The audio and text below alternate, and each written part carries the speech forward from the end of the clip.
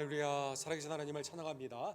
주님의 은혜와 평강이 오늘 2025년 하반기 7월 첫 번째 주간, 또 하나님의 은혜 가운데 오순절 네 번째 주간, 주님의 놀라우신 은혜로 충만할 줄 믿습니다. 우리 다 같이 일어서셔서 함께 머리 숙여 기도하심으로 주님의 은혜의 보좌 앞에 기쁨으로 나아갑시다.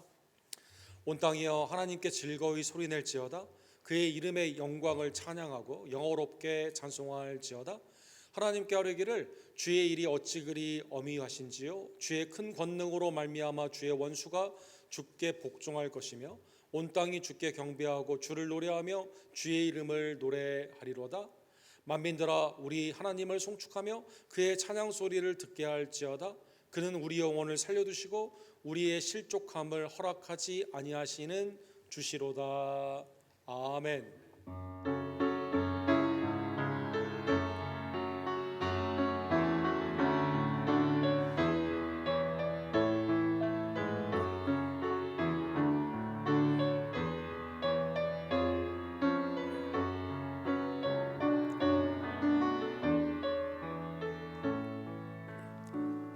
사랑과 자비가 풍성하신 하나님 아버지, 만민의 주관자가 되시며 공의와 자비와 긍휼 가운데 이 땅을 창조, 운행, 또 구원, 심판하여 주심에 주님의 모든 영광을 올려드립니다. 2025년 에베네셀의 은총으로 우리의 상반기를 주님께서 심령과 가정과 교회 가운데 은혜로 충만케 하여 주시고 7월을 시작하게 하심에 감사를 드립니다. 나중 영광이 더 큰 영광이 되었던 것처럼 하나님 우리의 심령과 가정과 교회 모든 사역들이 주님 앞에 더욱더 크게 쓰임받는 우리 2025년 하반기 될 수 있도록 주님 역사하여 주시옵소서.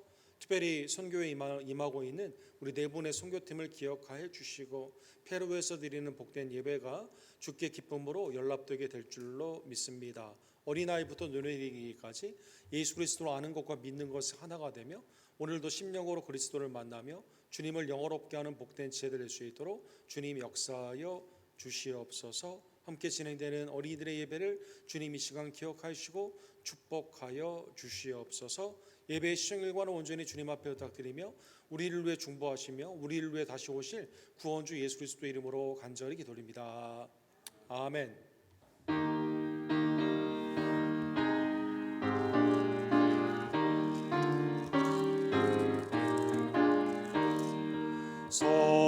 성도들아 찬양하자. 하나님께 찬양하자. 천지 만물 창조하신 그 놀라운 능력을 우리 함께 소리 높여 하나님께 찬양하자. 영원하신 창조주를 우리 모두 찬양하자. 성도들아 감사하자. 하나님께 감사하자. 모든 죄인 구원하신 그 놀라운 은혜를 우리 함께 기뻐하며 하나님께 감사하자. 자비하신 구세주께 우리 모두 감사하자.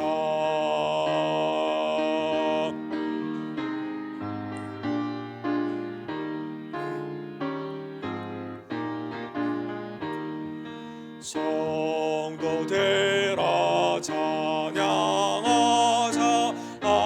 하나님께 찬양하자. 하늘나라 영화로우신 그 놀라운 영광을 우리 함께 큰 소리로 하나님께 찬양하자. 전국 영광 찬란함을 우리 모두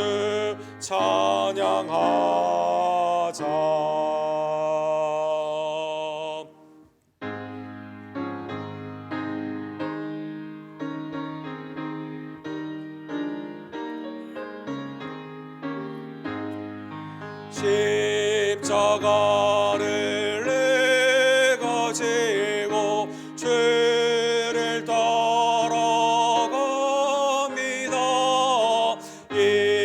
이제부터 예수로만 나의 법에 삼겠네. 세상에서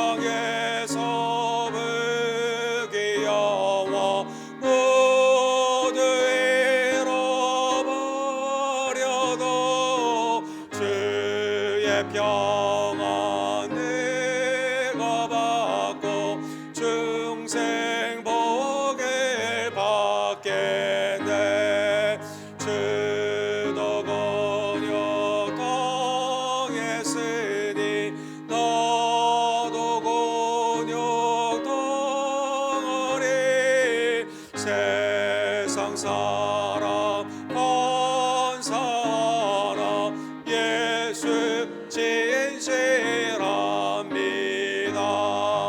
예수 나를 사랑하사 빛난 얼굴 보이며 원수들이 미워해도 염려할 것 없겠네.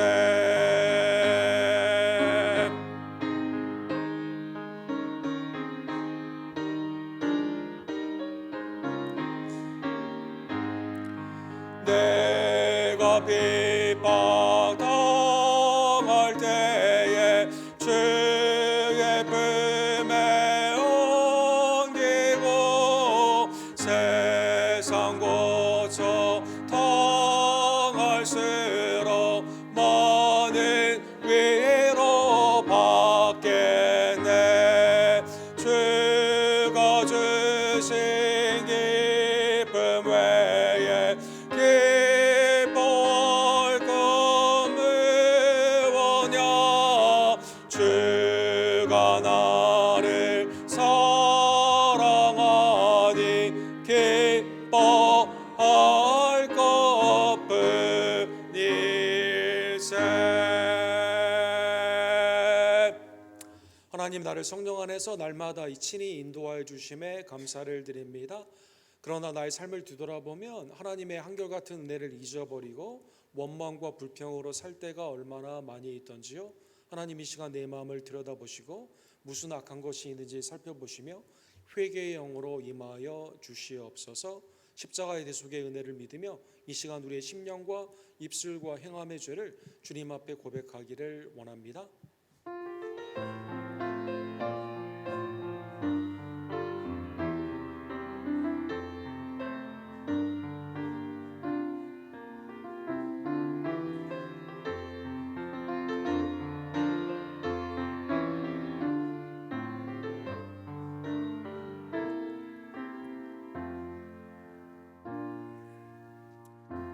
자비와 인애의 하나님께서 사랑하는 성도 여러분, 우리의 모든 죄를 십자가의 피로 아들의 공로로 용서하여 주셨습니다. 죄의 용서함이 기쁨과 감사함으로 이 시간 우리의 신앙을 사도신경으로 주께 함께 고백합시다.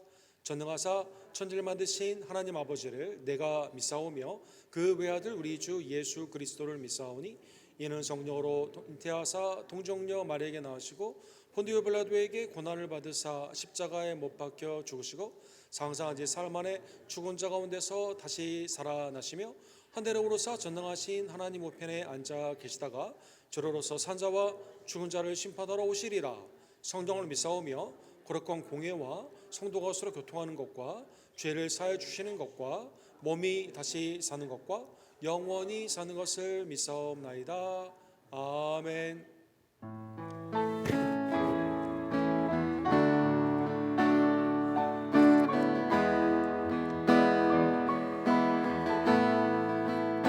선포하라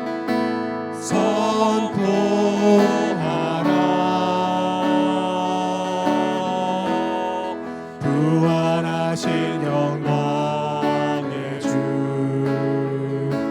아름다운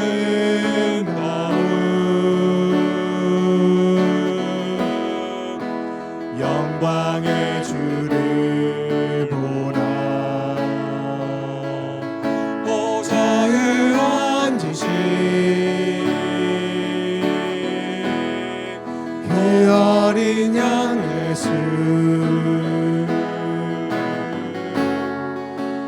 무릎 꿇고서 주 경배하리라. 선포하라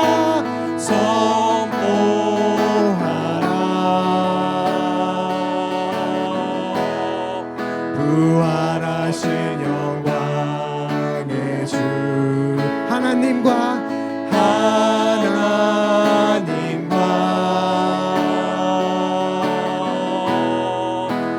화목하게 하신 주 찬송과 존귀 찬송과 존귀와 찬송과 존귀와 영광과 능력을 영광과 능력을 영원 영원토록 받아주옵소서. 찬송과 존귀와 찬송과 존귀와 찬송과 존귀와 영광과 능력을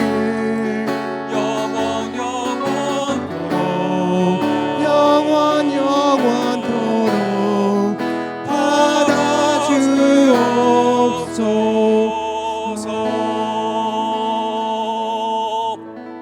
아멘. 자리에 앉아 주실 때 종훈왕 목사님께서 우리를 위해서 기도해 주시고 이샤론 집사님께서 하나님의 말씀을 대독해 주시겠습니다.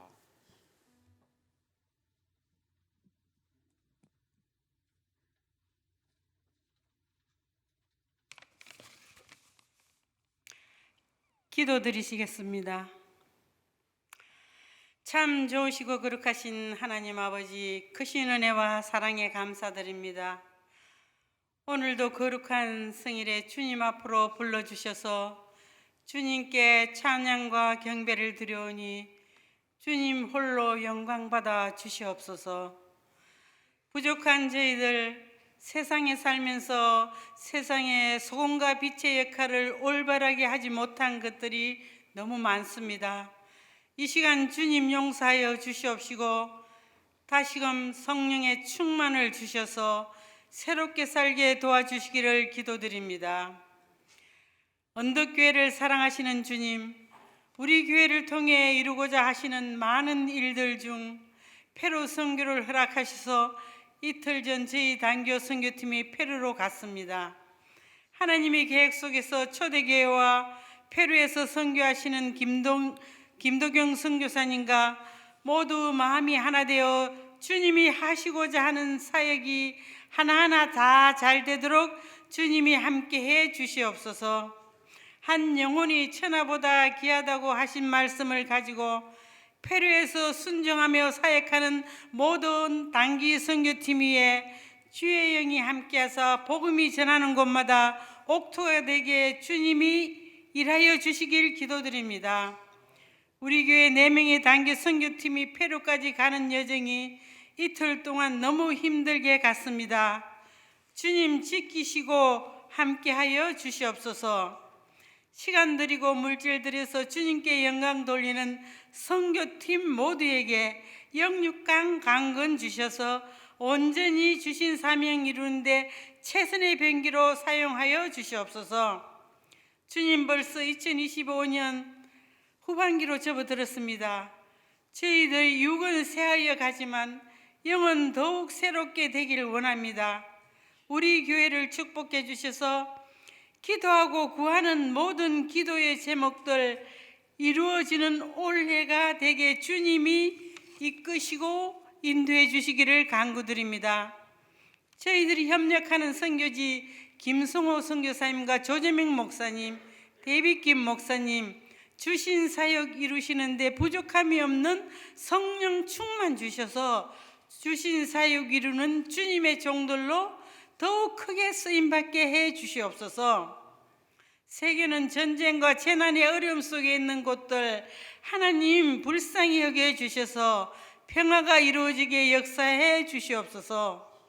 모두 믿음의 사람들이 깨어 기도하며 주님 뜻 안에서 기름 준비한 5 처녀처럼 나고 되지 않게 매일의 삶이 주님께 함께하게 하여 주시옵기를 간구드립니다.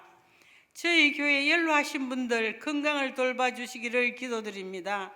이선문 목사님, 이희주 권사님, 아버지 한규 형제, 성희콜베 집사님, 황영희 집사님, 권현숙 권사님, 조교 집사님, 이경순 집사님, 주님의 사랑의 손길로 건강 회복시켜 주시기를 간구드립니다. 감기로 고생하시는 분들 주님 치료의 손길을 사모합니다. 모두 건강히 다 함께 예배드리는 언덕교회로 이끌어 주시옵소서. 오늘도 어린이들의 예배를 축복해 주시옵시고 모든 성도들 말씀 안에서 승리하게 해 주시기를 기도드립니다. 페루에 간 단기 선교팀 돌아오는 그날까지 지키시고 이끄셔서 하나님의 지상명령 잘 수행토록 이끌어 주시길 간절히 기도하며 오늘도 목사님 말씀 위에 우리의 심령에 뿌려지는 말씀이 되고 정말 은혜로 한 주간을 말씀 받아서 또 승리하는 이 시간이 될 수 있도록 성령님께서 역사하여 주시옵시고 정말 우리를 위하여 십자가 지시고 우리를 위하여 부활하신 우리 주 예수 그리스도의 이름 받들어 감사하며 기도드렸사옵나이다. 아멘.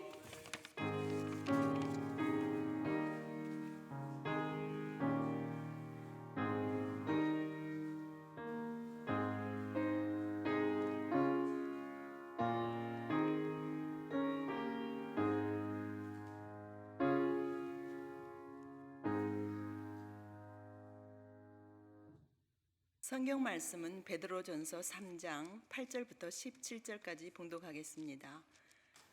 마지막으로 말하노니 너희가 다 마음을 같이하여 동정하며 형제를 사랑하며 불쌍히 여기며 겸손하며 악을 악으로 욕을 욕으로 갚지 말고 도리어 복을 빌라. 이를 위하여 너희가 부르심을 받았으니 이는 복을 이어받게 하려 하심이라. 그러므로 생명을 사랑하고 좋은 날 보기를 원하는 자는 혀를 금하여 악한 말을 그치며 그 입술로 거짓을 말하지 말고 악에서 떠나 선을 행하고 화평을 구하며 그것을 따르라. 주의 눈은 의인을 향하시고 그의 귀는 의인의 간구에 기울이시되 주의 얼굴은 악행하는 자들을 대하시느니라 하였느니라. 또 너희가 열심으로 선을 행하면 누가 너희를 해하리요. 그러나 의를 위하여 고난을 받으면 복 있는 자니 그들이 두려워하는 것을 두려워하지 말며 근심하지 말고 너희 마음에 그리스도를 주로 삼아 거룩하게 하고 너희 속에 있는 소망에 관한 이유를 묻는 자에게는 대답할 것을 항상 준비하되 온유와 두려움으로 하고 선한 양심을 가지라. 이는 그리스도 안에 있는 너희의 선행을 욕하는 자들로 그 비방하는 일에 부끄러움을 당하게 하려 함이라. 선을 행함으로 고난 받는 것이 하나님의 뜻일진데 악을 행함으로 고난 받는 것보다 나으니라. 아멘.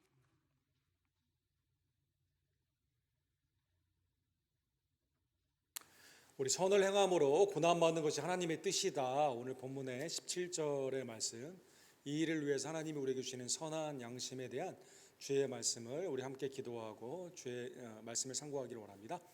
거룩하시고 감사하신 하나님 아버지, 오늘도 하반기를 시작하며 주님 앞에 내 마음과 뜻과 정성을 다하여 나를 위해 죽으시고 부활하신 그리스도를 사랑하며 성령의 인도함 가운데 주의 말씀에 순종하기를 원하며 아버지께 영광 돌리는 복된 삶을 드리기를 간절히 원합니다. 오늘도 회개와 감사와 순종으로 나를 변화시켜 주시옵소서.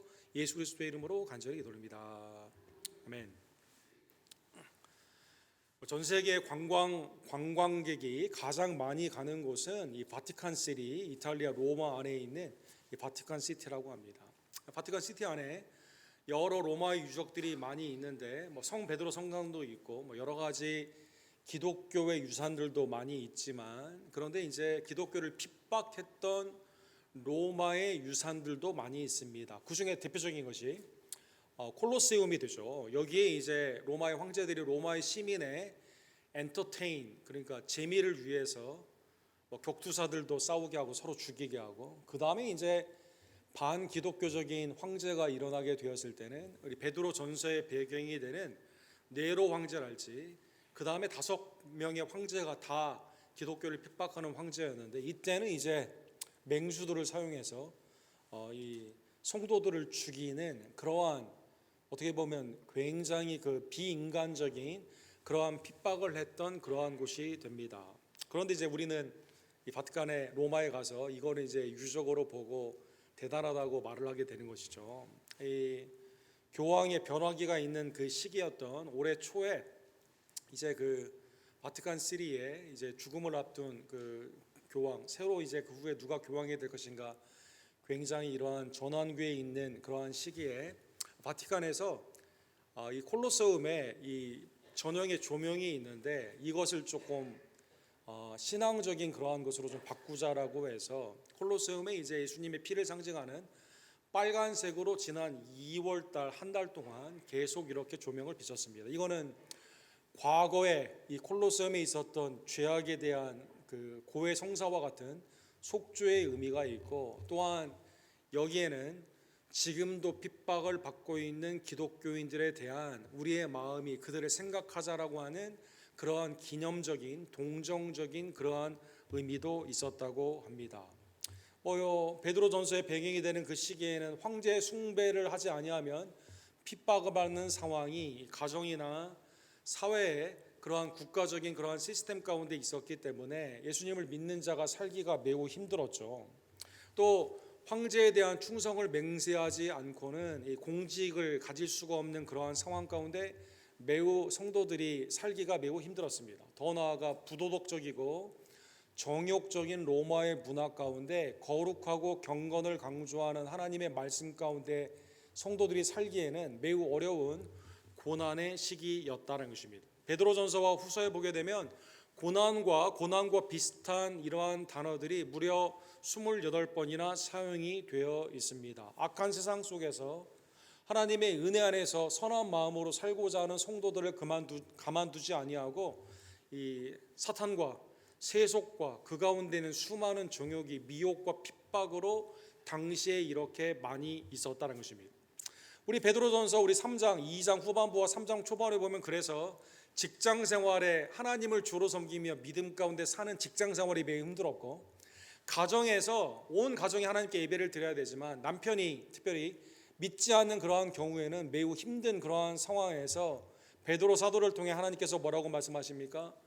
하나님을 섬기듯 세상의 직장에서 주를 섬기듯 충성으로 하라고 말을 하고, 우리의 외모를 세상 사람들이 원하는 머리 스타일이나 금과 은으로 하지 않고 숨은 사람을 온유한 심령으로 드리는 것이 하나님께 갑제다라고 말씀하여 주셨습니다. 오늘은 이러한 세상 가운데 악한 세상에서 가정과 직장과 그다음에 모든 성도가 선을 행하고자 하는 자에게 고난이 있는 이 세상에서 그러면 교회 공동체 성도는 어떠한 삶을 살아야만 되는가, 이 네 가지로 이 권면 가운데 말씀하여 주시게 됩니다. 그래서 오늘 본문 3장 8절 베드로전서에 마지막으로 말하노니라고 말씀하여 주시죠. 2장과 3장 초반에 있었던 배경 가운데 믿는 자가 가정에, 직장에, 사회 가운데 어려운 일이 많이 있을 때 악한 세상에서 성도는 어떠한 마음가짐으로 살아야만 되는가, 이 네 가지로 말씀하여 주시게 되는 겁니다. 그래서 첫 번째로는 너희가 다 마음을 같이하며 동정하며 형제를 사랑하며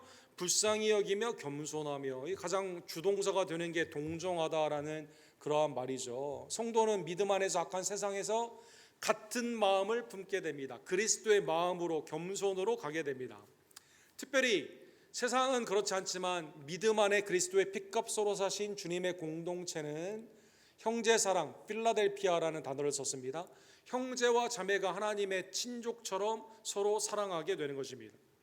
그런데 이 모든 것의 기반이 되는 것은 동정하게 되는 것이죠. 동정한다. 여러분, 동정한다는 뜻은 무엇일까요? 함께 느낀다라는 두 단어가 함께 붙어 있게 되는 것이죠. 예수님이 이 땅에 우리에게 오신 이유는 우리를 동정하셨기 때문입니다. 성경에서는 이것을 불쌍히 여긴다라는 단어로 썼습니다. 예를 들어 마태복음 9장 36절에 보면 예수님은 무리를 보시며 불쌍히 여기셨습니다. 이는 그들이 목자 없는 양과 같이 고생하며 기진함이라. 사실 하나님께서 왕, 선지자, 제사장, 이 땅의 메시아 쉿이라고 하죠. 기름 부음을 받은 지체들을 통해서 우리의 갈 길을 세상 가운데는 왕으로, 말씀 가운데는 선지자로, 속죄의 은혜에 감사함에 은혜에 충만함은 제사장으로 인도하여 주셨습니다. 그러나 예수님 당시에 헤롯 왕가가 타락을 했습니다. 안나와 가야바의 대제사장 가문이 타락을 했습니다. 하나님의 말씀이 온전히 서지 않고 바리새인과 사두개인처럼 거짓 선지자들이 판치는 세상 가운데 무리들이 갈 곳을 잃은 그러한 상황 가운데 삶이 기진했다는 것이죠. 기진했다. 고생하며 기진했다는 것입니다. 예수님은 이러한 자들에게 어떻게 하셨을까요? 말씀을 먹여주십니다. 갈 길을 인도하여 주시게 됩니다. 마가복음 1장 41절에 보면 병든 자들이 주님 앞에 오죠. 주님이 그들을 어떻게 하셨을까요? 불쌍히 여기십니다. 그래서 어떻게 하십니까? 병들을 고쳐주십니다. 누가복음 7장 13절에 보면 아들이 죽은 나인성 과부가 통곡을 하고 있습니다. 울고 있습니다. 이때 주님이 뭐라고 말씀하십니까? 울지 말라 하시고 불쌍히 여기시며 아들을 청년아 일어나라, 아들을 살려주시게 되는 것이죠. 마태복음 14장 14절에 보면 5,000명의 예수님을, 남자만 5,000명의 예수님을 따르는 그러한 상황 가운데 먹을 것이 없습니다. 제자들은 집에 보내자 사서 먹자라고 여러 가지 의견을 냅니다. 그러나 주님은 그들을 불쌍히 여겨주셔서 어린아이의 오병이어를 통해서 마음껏 배불리 먹고 광주리가 12광주리가 남는 풍성한 하나님의 은혜의 잔치 가운데 생명의 양식을 그들을 먹여주시게 되는 것이죠. 예수님은 죄와 사망 가운데 있었던 우리들을, 고생과 기진한 우리들을 불쌍히 여겨주셔서 동정하여 주셔서 이 땅에 우리를 위해 강림하셨습니다. 우리의 죄 사함을 위해 십자가를 지셨습니다. 그리고 부활하여 주셨습니다. 이게 다 어떠한 마음일까요? 주님이 우리의 형편과 처지를 하시고 우리의 참 대제사장 되신 예수님은 우리를 동정하셔서 우리의 구원의 은혜를 우리에게 허락하여 주신 것입니다. 교회를 머리로 삼는 교회 지체된 여러분과 저도 그래서 동정하게 됩니다. 말세가 되면 무성하다라고 하죠. 사람의 형편과 처지를 이해하려고 하지 않습니다. 하나의 통계로 그냥 보게 됩니다. 나와는 관계가 없다고 말을 하게 됩니다. 각자 도생의 세상 가운데서는 동정하는 마음이 없다 보니까, 그래서 여러분 동정하는 마음이 너무 이게 무정한 마음으로 가게 되면 어떻게 돼요? 이 사이코패스가 되는 거죠. 소시오 그 문제가 많은 이 사이코패스가 되는 거죠. 문제를 많이 일으키고 사람을 죽여도 전혀 마음에 그러한 그 감정을 느끼지 못하고, 어떤 사람이 아프다고 해도 도와주지 아니하고, 아니 강도를 만난 사람이 있는데도 제사장이나 레위 사람이 예수님의 비유에 보면 그냥 지나갑니다. 그걸 보고도 지나갑니다. 말세에 믿지 않는, 특별히 세상 가운데 있는 삶이 무정한 삶으로 나아가지만, 악한 세상은 그렇게 가지만, 그러나 주님의 피값으로 사신 그리스도의 공동체는 함께 같은 마음으로 동정하며 형제를 사랑하며 겸손하며 주님의 뜻 가운데 나아가게 되는 것입니다. 두 번째로요, 악한 세상에서 성도의 삶은 어떻게 다를까요? 악을 선으로 갚게 됩니다. 9절에 보시면 악을 악으로 욕을 욕으로 갚지 말고 도리어 복을 빌라 이를 위하여 너희가 부르심을 받았으니 이는 복을 이어받게 하려 하심이라. 하나님이 우리에게 주신 복은 무엇일까요? 그것은 아브라함에게 주신 복의 근원이 되는 거죠. 세상 가운데 복을 나누어 주는 것이죠. 그리스도의 향기와 세상 가운데 빛과 소금이 되는 것입니다. 여러분, 악을 악으로 갚는, 내가 이가 상했으면 이로 갚고 생명에게는 순, 눈에는 눈, 갚은 그냥 받은 대로 갚아주는 것, 받은 것보다 배로 갚아주는 게 세상의 논리인데, 구속의 은혜를 받은 여러분과 저는 세상 가운데 복의 근원이 되어서 원수까지도 용서하며 그들을 위해 기도하는 삶으로 나아가게 되는 것입니다. 예를 들면 요셉의 생애를 생각해 볼 수가 있습니다.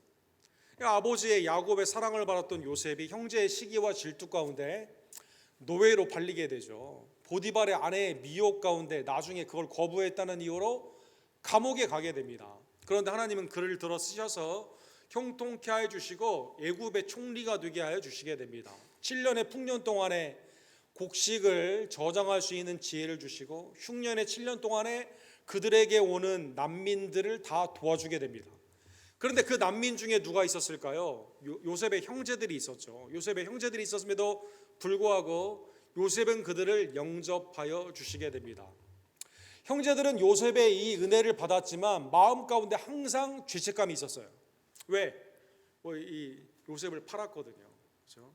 그때 살려달라고 했을 때 살려줬어야 되는데 이런 마음의 안타까움이 늘 있었습니다.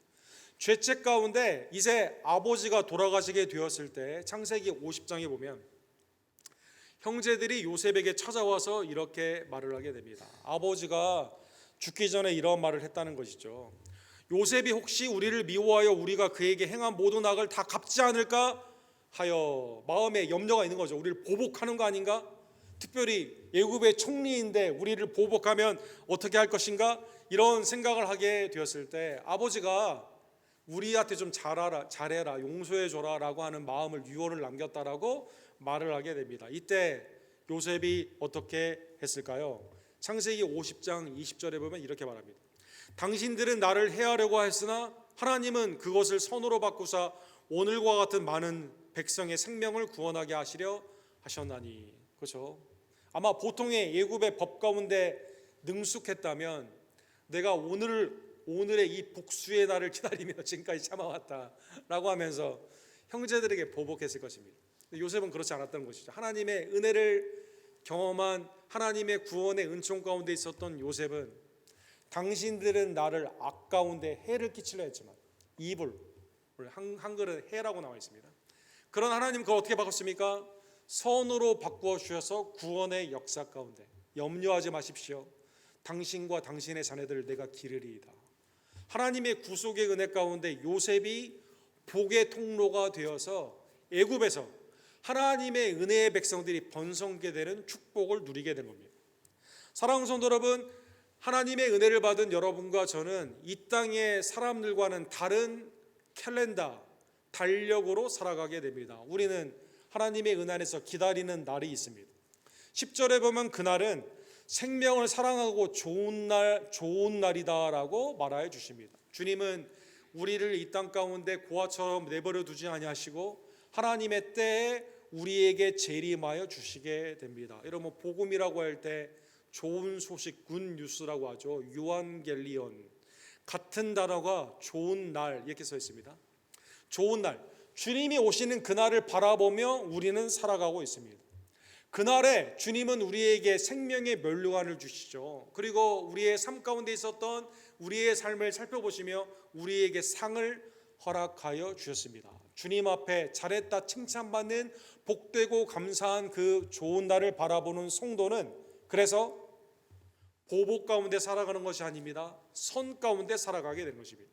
그러한 자는 혀를 금하며 악한 말을 그치며 그 입술로 거짓을 말하지 아니하고 악에서 떠나 선을 행하고 화평을 구하며 그것을 따르느니라. 왜 우리가 악한 자들의 세상 가운데 악을 선으로 갚아야만 될까요? 그 신학의 근거는 주님이 우리를 구속하여 주셨고 주님은 다시 오시는 그날 모든 죄가 없는 날입니다. 슬픔과 아픔이 없는 날입니다. 우리의 눈물을 닦아주시는 날입니다. 생명의 면류관으로 영생의 은혜를 누리는 날이 오기 때문에 하나님의 은혜를 받은 성도들은 구속의 은혜의 그리스도를 쫓아 주님이 십자가를 질 때 그렇게 했던 것처럼 거짓이나 비방이나 조롱이나 악한 그러한 삶 가운데도 그걸 그대로 갚지 아니하며 하나님의 공의의 날을 바라보며 선을 행하게 되는 것입니다. 야고보서 1장 12절에 보면 야고보 사도도 같은 말씀을 하셨습니다. 시험을 참는 자는 복이 있나니 이는 시련을 견디어낸 자가 주께서 자기를 사랑하는 자들에게 약속하신 생명의 면류관을 얻을 것임이니라.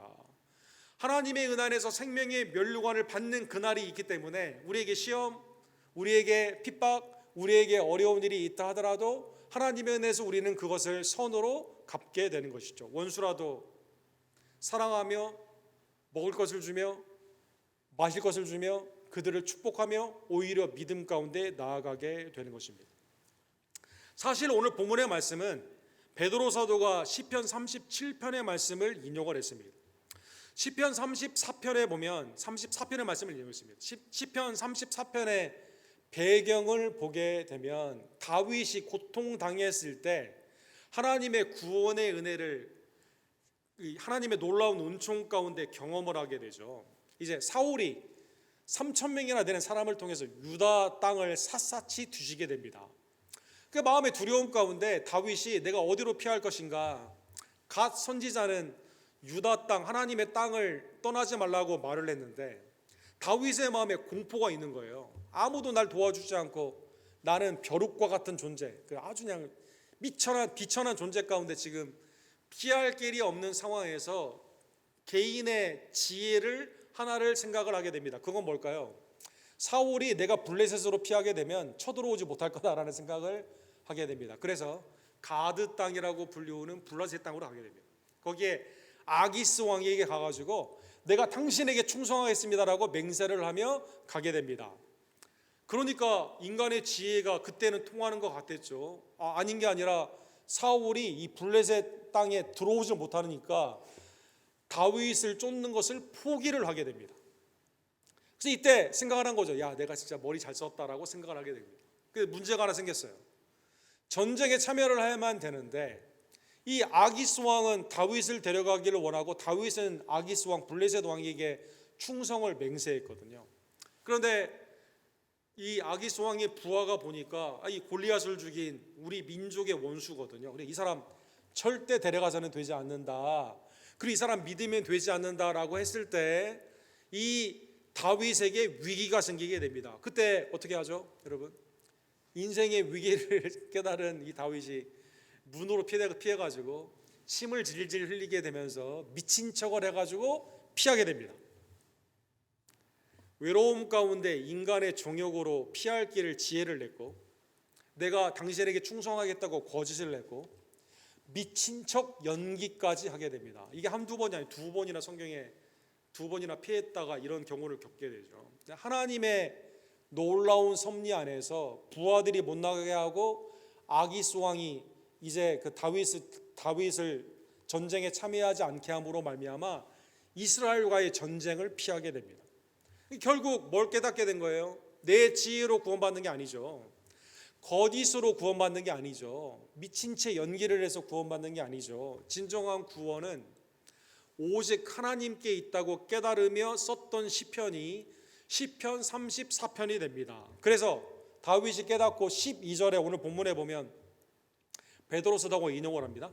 주의 눈은 의인을 향하시고 주의 귀는 의인의 간구에 기울이시되 주의 얼굴은 악행하는 자들을 대하시느니라 하였느니라.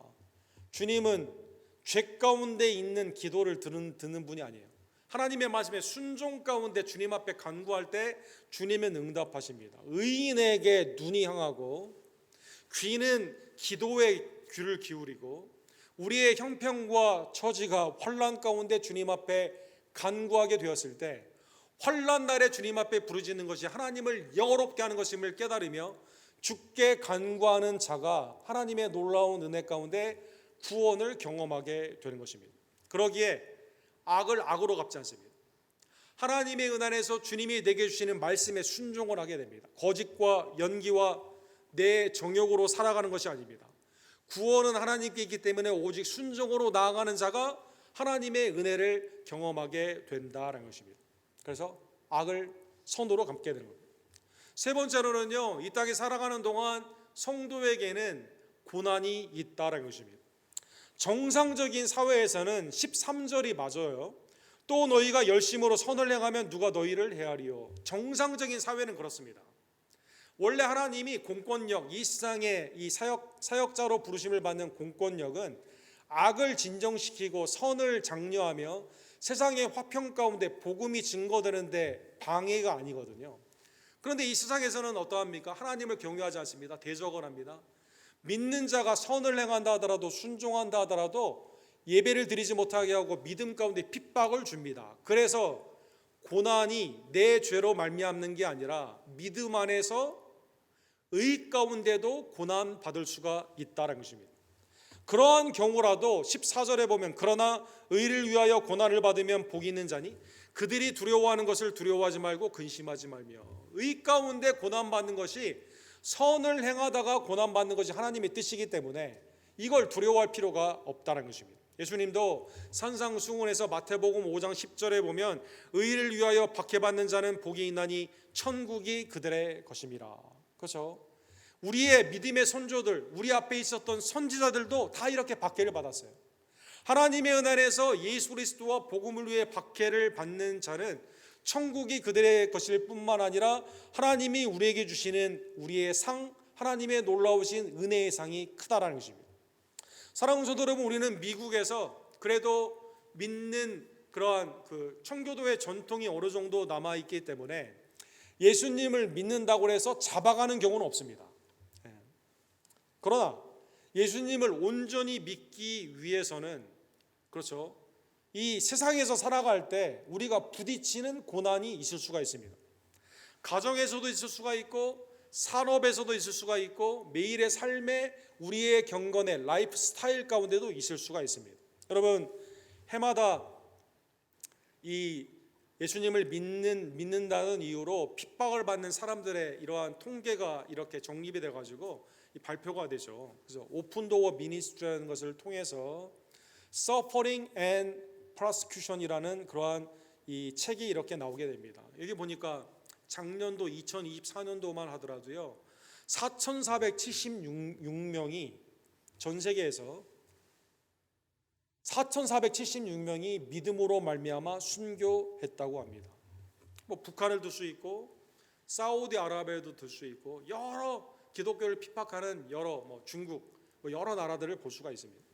근데 거기에는 여러분 놀랍게도 이스라엘도 있습니다. 이스라엘에서 믿는 자가 기독교인이 살기 가장 어려운 나라 중에 하나가 이스라엘도 있게 되는데, 우리가 편히 살고 있다고 해서 세상에 핍박이 없는 건 아니에요. 우리도 더 경건하게 살고자 한다면 핍박이 있을 것입니다. 이 베드로 사도가 있었던 1세기나 지금이나 주님을 믿는다고 하게 되면 예수님이 받았던 비슷한 핍박을 받는 거죠. 특별히 4가지 부류로 이렇게 봅니다. 박해, 조롱, 비방, 언어의 폭력. 예수님을 믿는다고 하는 이 언어의 폭력, 이 사람들의 조롱을 받을 수가 있습니다. 직장 내에서 예수님을 믿기 때문에 부당한 대우, 차별을 받을 수가 있습니다. 직장에 괴롭힘을 받을 수가 있습니다.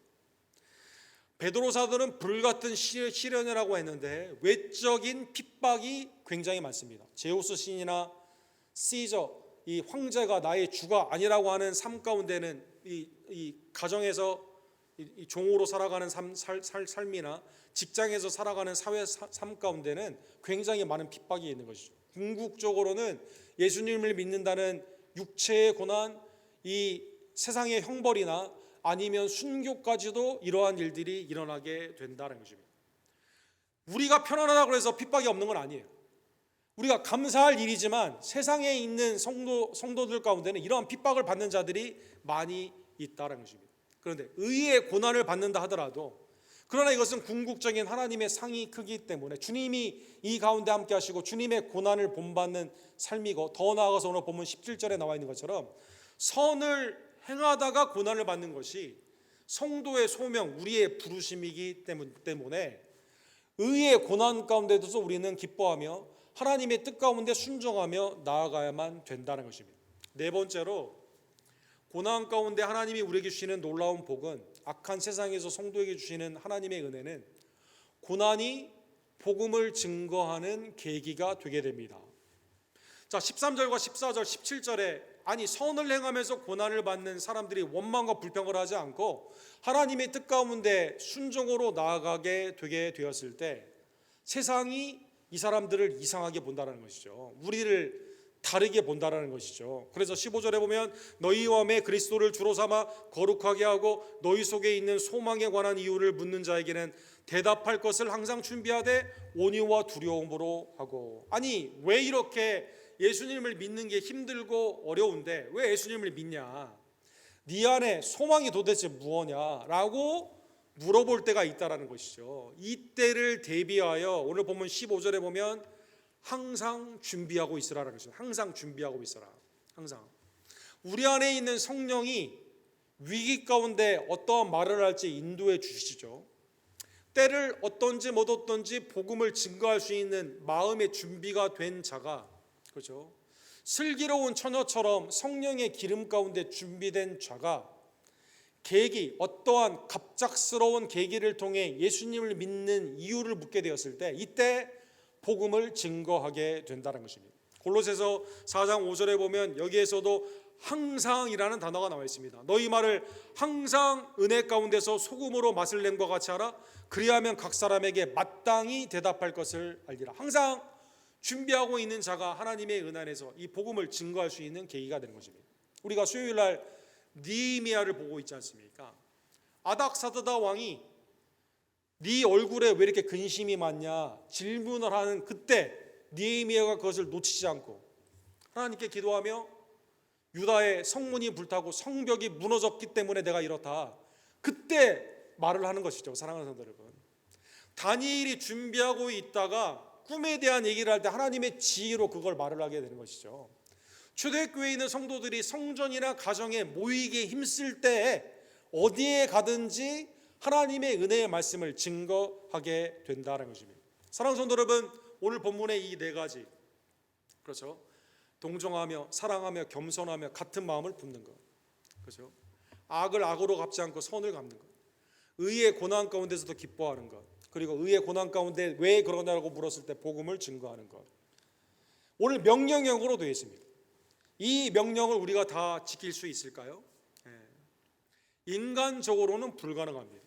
그런데 하나님께서 성령 안에서 여러분과 저를 거듭나게 하시고 이제는 성령의 사람으로 만들어 주셨기 때문에 이것은 주님이 우리에게 주시는 명령이며 우리가 순종하며 그 뜻 가운데 나아가게 되는 것입니다. 그래서 오늘 본문의 결론으로 베드로 사도께서 뭐라고 말씀하십니까? 이 위에 있는 것들을 가능하게 하는 것은 선한 양심만이 가능하게 합니다. 선한 양심. 선한 양심이 있다는 뜻은 악한 양심도 있다는 거죠. 악한 양심이 있는 자가 나에게 악을 대하는 자에게 선으로 할 수 있을까요? 안 되죠. 의의 고난 가운데 기뻐할 수 있을까요? 안 되죠. 마음에 소망을 묻는 자에게 복음을 증거할 수 악한 양심은 되지 않습니다. 선한 양심이 있어야만 되는 것입니다. 이는 그리스도 안에 있는 너희 선행을 욕하는 자들로 그 비방하는 일에 부끄러움을 당하게 하려 함이니라. 선한 양심이 있어야만 되는 것입니다. 디모데전서 1장 9절에 보면 디모데에게 에베소 교회를 향해서 바울 사도가 믿음과 착한 양심을 가지라 이렇게 말하고 있습니다. 소유 가지라, 항상 가지고 있어야 된다고 말하고 있습니다. 왜 그럴까요? 어떤 이들은 이 양심을 버렸고 그 믿음에 관하여는 파선하였기 때문이라는 것입니다. 이 믿음과 착한 양심 날마다 간직하며 훈련하며 계속 쓰지 않고서는 이게 후퇴한다는 것이죠. 사랑하는 성도 여러분, 사랑하는 성도 여러분, 하나님께서 하나님의 형상과 모양으로 창조된 여러분과 저에게 선물을 주셨습니다. 그것은 양심입니다. 양심. 로마서 2장 15절에 보면 율법의 증거가 없어도 양심이 증거가 된다 이렇게 말씀하시거든요. 선악을 알게 하는 나무의 열매를 따먹지 말라라고 했을 때 하나님의 형상과 모양으로 창조된 아담과 하와의 마음이 어땠을까요? 아마 처음에는 주저주저하는 마음이 있었겠죠. 여러분, 양심이 떨렸을 겁니다. 사랑하는 사람.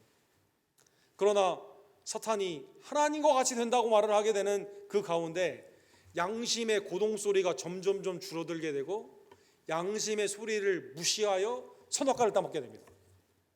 선악과를 따먹은 우리의 삶은 양심이 어떻게 됩니까? 점점점 반응을 하지 않습니다. 창세기 4장에 보면 가인 형이 동생 아벨을 죽입니다.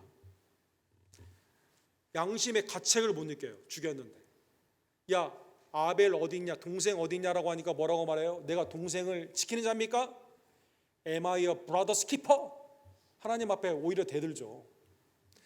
본인은 오히려 사람들이 나를 죽일까 두려워하게 됩니다. 사랑하는 성도들, 사울 처음에는 아버지에게 혀를 향하고요, 사무엘을 만날 때 뭔가 준비해야 된다는 마음이 있었던 사람이에요. 왕으로 기름 부음을 받을 때 보리밭 뒤에 숨었던 사람이에요. 근데 이 사람이 왕이 되면서 교만하죠. 말씀을 듣지 않습니다. 하나님의 말씀에 불순종합니다. 제사도 자기 마음대로 드립니다. 거짓말을 합니다. 아각과 그 아말렉에 있는 좋은 짐승을 가져와 가지고 왜 죽이지 않고 가져왔냐고 사무엘이 말하니까 뭐라고 말하죠? 하나님께 드리려고 했다. 거짓말하게 됩니다. 이 하나님의 말씀에 회개의 기회가 있음에도 불구하고 전혀 마음에 꺼리낌이 없습니다. 아니 자기의 사위잖아요. 다윗이. 우리 민족을 살린 국가의 영웅이잖아요. 골리앗을 죽인. 그런데 다윗을 위해 죽이는데 그의 인생을 허비하게 됩니다. 2번이나 자기를 살려주고 악령을 떠나게 했는데도 불구하고 양심에 가책이 전혀 없는 거예요. 양심. 마음이 움직이질 않는 거예요. 죄에 대해서 무감한 겁니다. 여러분, 에레미야에 보게 되면 에레미야 6장 15절에 이렇게 되어 있습니다. 지금 남유다가 망하는 상황인데도 우상 숭배하고 있던 남유다 백성들은 회개를 하지 않고 하나님의 말씀에 어떻게 표현했냐면요, 가증한 일을 행할 때 부끄러워하지 아니하고 오히려 얼굴이 붉어지지 아니하였다, 이렇게 말합니다. 죄를 짓는데 마음에 이 얼굴에 표시가 전혀 나지 않는, 하도 죄를 많이 짓게 되니까. 바리새인들, 예수님 당시에는 아니 병자가 일어나고 죽은 자가 살아나면 기뻐해야 되지 않습니까? 눈먼 자가 눈을 떴으면 기뻐해야 되지 않습니까? 그런데 누가 너를 안식일에 이렇게 했냐? 그렇죠? 아니 예수님 인기가 좋은 거 보니까 나사로도 죽여야겠다. 아니 동정하는 마음이 있어야 되죠. 동정하는 마음. 그동안 아팠던 사람이 낫게 되고 죽었던 사람이 살아나는데 기뻐해야 되는데 전혀 그게 없습니다. 양심이 없는 거죠. 사랑하는 성도들. 디모데전서 4장 2절에 보면 우리의 양심이 단련되고 훈련되지 않고 하나님의 선한 양심 가운데 순종하지 않게 되면 어떻게 돼요? 자기 양심이 화인을 맞아서 외식함으로 거짓말하는 자들이니라. 그렇죠? 사람에게 해를 끼쳐도, 사람을 죽여도 그 가운데 하나님의 말씀에 불순종하며 멸망의 길을 가는데도 전혀 양심에 작동이 되지 않는다는 것입니다. 놀랍게도 우리도 이러한 삶을 살았습니다. 하나님의 은혜를 잊어버리고 나아가는 그러한 양심이 전혀 작동하지 않고 무감하며 악을 악으로 갚기를 원하며 하나님 앞에 원망과 불평을 하며 그 가운데 있는 우리에게 주신 소명을 잊고 살았습니다. 그런데 주님이 우리를 위해 죽으시고 부활하심으로 말미암아 우리에게 거듭남의 은혜를 주셔서 뭐가 생겼어요? 선한 양심으로 변화되었다는 것입니다. 히브리서 10장 22절에 보면 우리가 마음의 뿌림을 받아 악한 양심으로부터 벗어나고 우리가 마음의 뿌림을 받아 몸은 맑은 물로 씻은 줄을 받았으니 참마음과 온전한 믿음으로 하나님께 나아가자. 악한 양심에서 무감하고 죄 가운데 있음에도 불구하고 그걸 몰랐던 우리들이 성령의 은혜 안에서 그리스도의 피값으로 사신 바 되어 우리의 악한 양심이 주님의 피 뿌리심으로 말미암아 선하게 된 겁니다. 사랑하는 성도 여러분, 불신자들도 양심이 있습니다. 문제는 어디에 있습니까? 이게 점점 부패하게 됩니다. 화인을 맞게 됩니다. 자기 정당으로 나아가게 됩니다. 왜 그럴까요? 말씀과 성령이 없기 때문입니다. 그래서 죄책 가운데 두려워하거나 아니면 합리화시켜 교만한 삶을 살게 되는 것이죠. 그러나 신자는 그렇지 않습니다. 말씀으로 새로워지게 됩니다. 성령이 우리를 양심 가운데 작동을 하게 됩니다. 죄 가운데 울트라 센시티브하게 돼가지고요. 사랑하는 여러분, 영적으로 깊어지면 깊어질수록 더 뭘 하게 됩니까? 회개를 하게 되는 거죠. 사랑하는 여러분, 죄 가운데 민감해져서 하나님의 거룩을 쫓는, 더 이상 죄 가운데 무감한 것이 아니라 민감해져서 하나님의 은혜의 선을 행하는 사람으로 바뀌게 된다는 것입니다. 오늘 본문의 말씀을 기억하며 하나님이 성령 안에서 내게 주신 이 선한 양심을 사용하는 주의 종들 되기를 간절히 원합니다. 믿음과 양심은 쓰면 쓸수록 하나님의 은혜 가운데 주님을 닮아가게 되기 때문인 것입니다. 로마서 12장 17절에 보면 아무에게나 악을 악으로 갚지 말고 모든 사람 앞에서 선한 일을 도모하라. 그렇죠? 악을 갚지 말고 모든 사람 앞에서 선한 주님의 뜻 가운데 우리는 순종해야만 됩니다. 다윗은 시편 26편에 보면 우리에게 오늘 이렇게 교훈하십니다. 여호와여 나를 살피시고 시험하사 내 뜻과 내 양심을 어떻게 했어요? 단련하소서. 단련하소서. 하나님의 은혜 안에서 여러분과 제가 몸에 운동을 하듯이, 그렇죠? 내 뜻, 내가 하나님의 뜻 가운데 순종하는 이게요, 훈련 가운데 계속 움직여야 된다는 거죠. 사랑하는 여러분, 내 양심이, 믿음이 가만히 있는 것이 아니라 하나님의 말씀 안에서 계속 작동을 해야 됩니다. 말씀의 훈련으로, 순종으로. 주의 인자하심이 내 목전에 있나이다. 아니 간음을 했는데 죄 가운데 둔감해지지 않았습니까? 시편 51편에 보면 나단 선지자가 올 때까지 작동을 하잖아요, 양심이. 사랑하는 성도 여러분, 그러나 주의 말씀 가운데 회개로 작동하기 시작하였을 때는 주님 앞에 회개하며 성령을 거두지 말고 하나님이 내게 주신 구원의 기쁨을 회복해달라고 했던 다윗이 이걸 깨닫고 하나님, 내 양심이 단련되기를 원합니다. 오늘 본문의 말씀을 깨달으며 하나님이 성령 안에서 내게 주신 믿음과 양심을 주의 말씀 가운데 단련하는 주의 종들 되기를 간절히 원합니다. 여러분, 전 세계 하나님이 문학을 통해서 복음을 증거하는 그러한 많은 영감을 주셨는데 그 중에 여러 분들이 많이 있지만 대표적인 분으로 우리 도스토옙스키를 생각해 볼 수가 있습니다. 러시아의 문호, 그렇죠? 그가 극적으로 시베리아의 유배를 갔다가 니콜라스 황제가 마지막에 이 사형대에 있었거든요. 총을 쏘기 직전에 법령이 내려와 가지고 그 은혜 가운데 살게 되는 경험을 하게 되는 그 경험 가운데 하나님의 구원의 은총을 경험한 그가 이제 여러 소설들을 많이 썼죠. 그중에 대표적으로 Crime and Punishment라는 책이 있습니다. 죄와 벌이라는 그러한 책이 있습니다. 성경에 있는 내용을 너무 잘 하나의 소설로 잘 표현을 했습니다. 야고보서 1장 5절에 보면 15절에 보면 욕심이 잉태한즉 죄를 낳고 죄가 장성한즉 사망을 낳느니라. 여기에 모티브를 얻어가지고 이 소설을 썼다고 합니다. 여기에 주인공이 있죠. 라스콜리니코프라는 사람이 있습니다. 이 사람은 법을 공부하는 법대생이에요. 사람들의 아주 그냥 명망이 있는 사람들이 그냥 네 미래가 아주 그냥 러시아에서 크게 될 거다라고 하는 촉망을 받는 학생입니다. 문제가 있어요. 문제는 부모님이 내게 많은 유산을 주지 않았기 때문에 이 법대에 다니라고 학자금으로 빚을 많이 지게 되었습니다. 이 빚을 누구에게 졌냐면 이 자기가 살고 있는 그 렌트를 주는 이 아파트를 많이 가진 주인인데 이 할머니야, 할머니. 이 할머니는 또 뭘 해서 돈을 많이 버냐면요, 전당포를 내서 돈을 많이 법니다. 너무 연로하시고 돈밖에 모르는 그 할머니. 근데 아버지가 유산으로 준 시계를 갖다 주니까 시계의 가치는 적어도 당시에 2만 루블 정도 됐다고 합니다. 근데 이 할머니가 2천 루블밖에 주지 않겠다는 겁니다. 그리고 선이자로 띄고 깎아줘 주겠다는 것이죠. 그래서 아버지가 준 유산을 다 갖다 팝니다. 근데 값을 제대로 받지 못해요. 빚은 점점점 늘어갑니다. 이자는 늘어나게 됩니다. 그리고 나는 장래가 촉망을 받는데 죽기 직전인 이 구두쇠 할머니, 사회 악인 거죠. 젊은 사람들의 빚을 통해서 악을 행하는 이 할머니, 사회 악이라고 생각을 하며 어떻게 하기를 원할까요? 도끼를 하나 준비를 합니다. 도끼로 쳐서 이 할머니를 죽이게 됩니다. 무시무시하죠. 그런데 이게 너무나 현실적이죠. 죽인 다음에 자기 합리화를 하는 거예요. 이 사람은 사회 악이고 나는 사회의 선이기 때문에 이거는 정당한 공의의 사건이다라고 마음을 스스로 합리화합니다. 형사가 찾아왔습니다.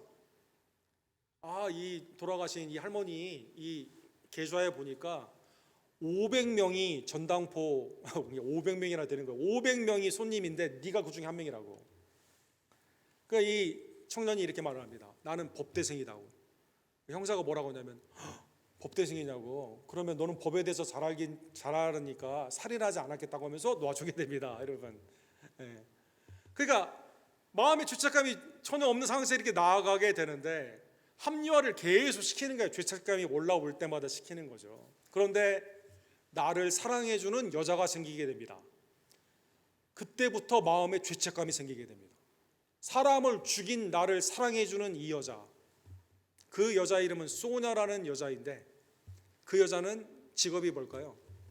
놀랍게도 술주정뱅이 아버지의 학대 가운데 집안을 먹여 살리기 위해서 몸을 파는 창녀입니다. 이 창녀 소냐가 예수님을 믿는 신자예요. 놀랍죠? 사회 공의의 법대생은 살인을 하는데 사회의 최악이라고 불리우는 창부는 예수님을 믿어요. 그런데 이 여인이 이 청년을 사랑해 줍니다. 그리고 말을 합니다. 죄를 자백하라고. 죄를 자백하라고. 그것만이 너의 죄책감에서 해방이 되는 것이라고. 그리고 요한복음 11장에 그는 죽었으나 살아있다라는 나사로에 대한 이야기를 계속 들려주게 됩니다. 그리고 이 사랑을 경험한 이 사람이 죄책감에서 해방하기 위해서 자기의 죄를 고백하게 됩니다. 그리고 시베리아의 형무소에 갇히게 되죠. 그런데 이 소냐라는 이 아내가 어떻게 합니까? 이 여자가 어떻게 합니까? 시베리아까지 같이 갑니다. 그 시베리아 형무소 앞에서 자취를 하면서 이 사람이 나올 때까지 기다립니다. 그리고 거기서 나와서 둘이 가정을 이루게 되는 것이 소설의 내용입니다. 소설 가운데 다음과 같은 말이 있습니다. 독백이 있습니다.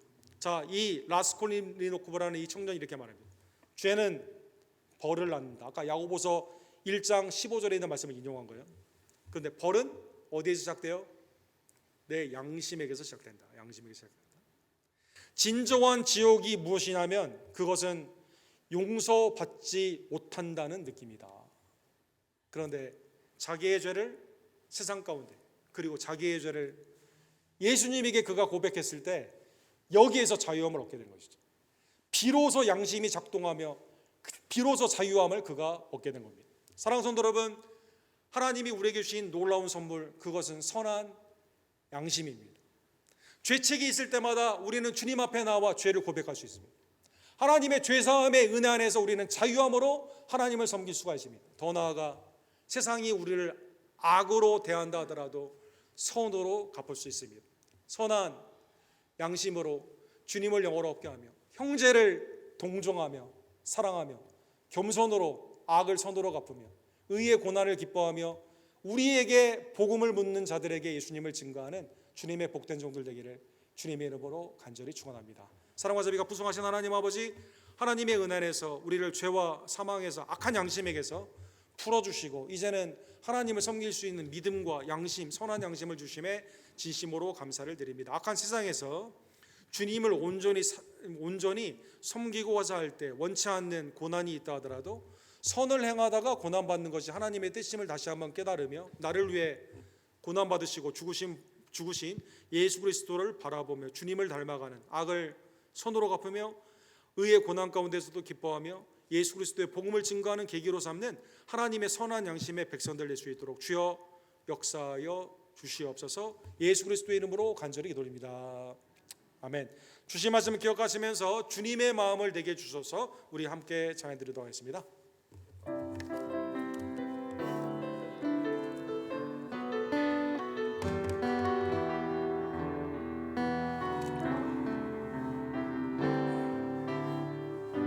보소서 주님, 보소서 주님, 나의 마음을 선한 것 하나 없습니다. 그러나 내 모든 것 주께 드립니다. 사랑으로 안으시고 날 새롭게 하소서. 보소서 주님, 보소서 주님, 나의 마음을 선한 것 하나 없습니다. 그러나 내 모든 것 주께 드립니다. 사랑으로 안으시고 날 새롭게 하소서. 주님 마음 내게 주소서. 내 아버지 주님 마음 내게 주소서. 나를 향하신 주님의 뜻이 이루어지도록 주님 마음 내게 주소서. 내게 사랑을 가르치소서. 내게 사랑을 가르치소서. 주님의 마음으로 용서하게 하소서. 주의 성령 내게 채우사 주의 길 가게 하소서. 주님 마음 주소서. 주의 성령 내게 주의 성령 내게 채우사 주의 길 가게 하소서. 주님 마음 주소서. 주님 마음 내게 주소서. 내 아버지 주님 마음 내게 주소서. 나를 향하신 주님의 뜻이 이루어지도록 주님 마음 내게 주소서. 주님 마음 내게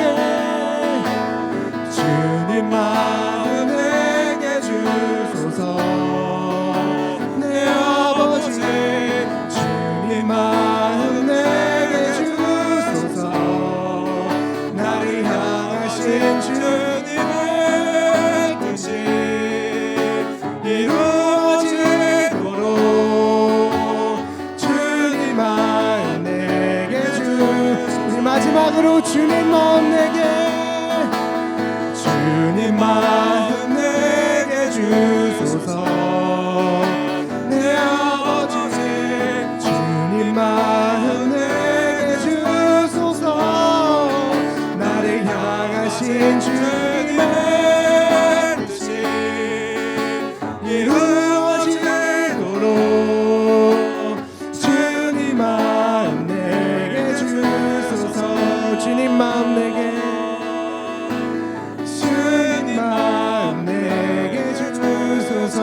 마지막으로 주님 마음 내게 주소서.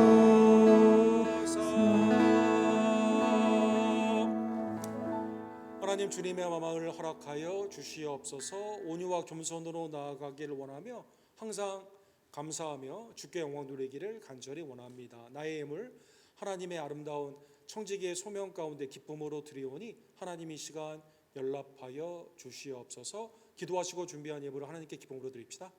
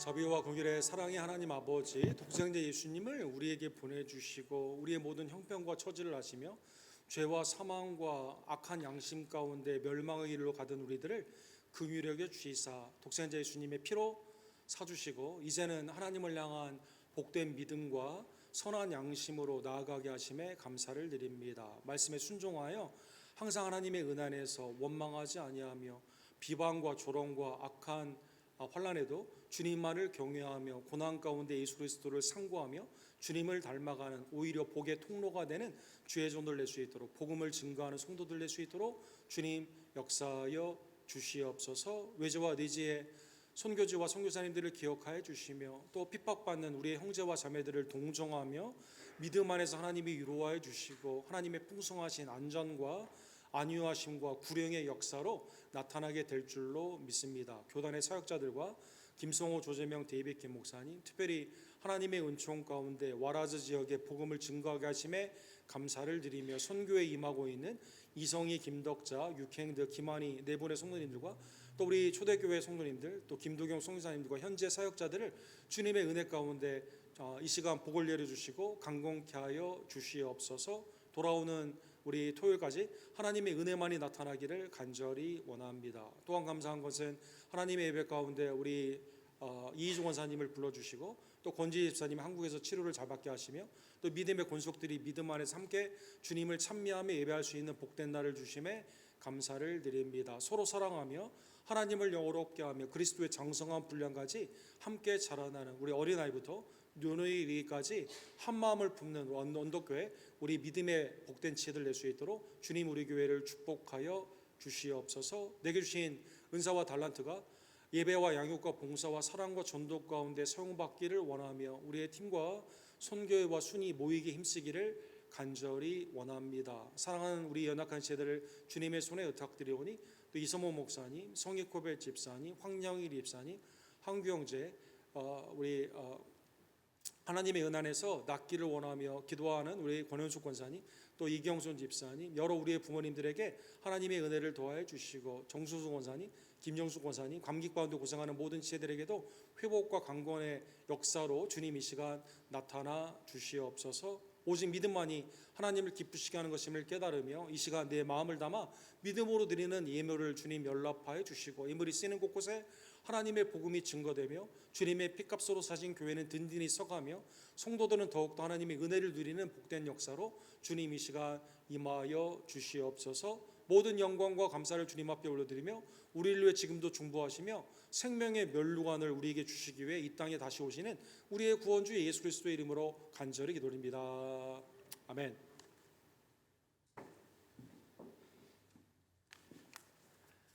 이번 주 새벽기도회가 시편 139편에서 43편으로 진행이 됩니다. 많은 참여를 부탁을 드립니다. 우리 단기 선교팀이 금요일 날 출발해서 오늘부터 와라즈 지역에 지금 도착해서 사역에 임하고 있다고 합니다. 여러분 위에서 기도해 주시기를 부탁을 드립니다. 12일까지 진행이 되는데 돌아오는 날까지 성령의 충만함의 사역으로 하나님의 영광이 드러나며 영육간의 강건함의 은혜로 또 구령의 아름다운 기쁨의 열매들이 많이 나타날 수 있도록 위에서 기도해 주시기를 부탁을 드립니다. 다음 주는 우리 성찬식으로 주께 영광을 돌립니다. 기도로 준비하여 참여해 주시기를 바랍니다. 오늘 함께 예배를 드린 우리 장경태 집사님 여동생 우리 장희숙 성도님께서 오셨는데 잠깐만 일어서 주시면 박수로 우리 환영하도록 하겠습니다. 환영합니다. 환영합니다. 네. 우리 마지막 찬양 다 같이 일어서서 주님의 마음을 품기를 원합니다. 찬양하시고 축도로 오늘 예배를 마칩시다.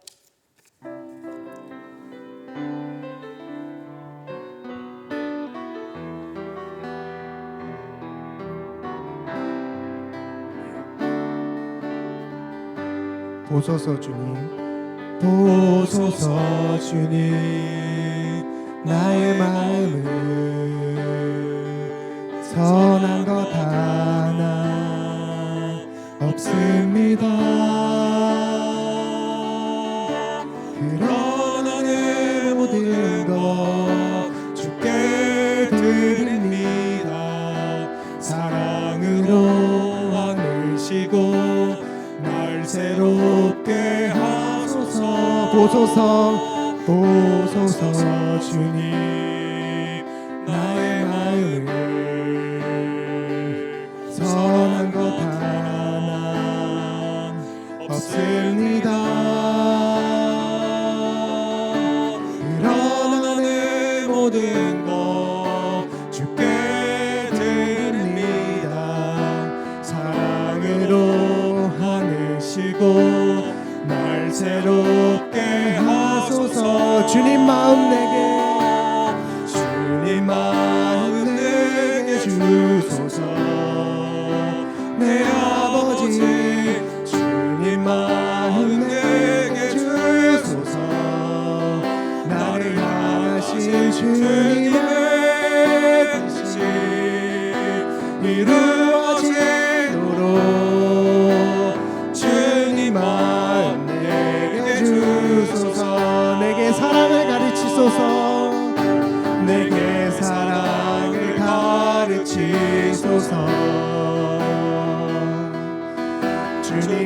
마음으로 용서하게 하소서. 주의 성령 내게 채우사 주의 길 가게 하소서. 주님 마음 주소서. 주 성령 주의 성령 내게 채우사 주의 길 가게 하소서. 주님 마음 주소서. 주님 마음 내게 주소서. 내 아버지 주님 마음 내게 주소서. 나를 향하신 주님의 뜻이 이루어지도록 주님 마음 내게 주소서. 주님 마음 내게 주소서. 주님 마음 내게 주소서. 내 아버지 주님 마음 내게 주소서. 나를 향하신 주님의 뜻이 이루어지도록 주님 마음 내게 주소서. 주님 마음 내게 주님 마음 내게 주소서. 주님 마음 내게 주소서.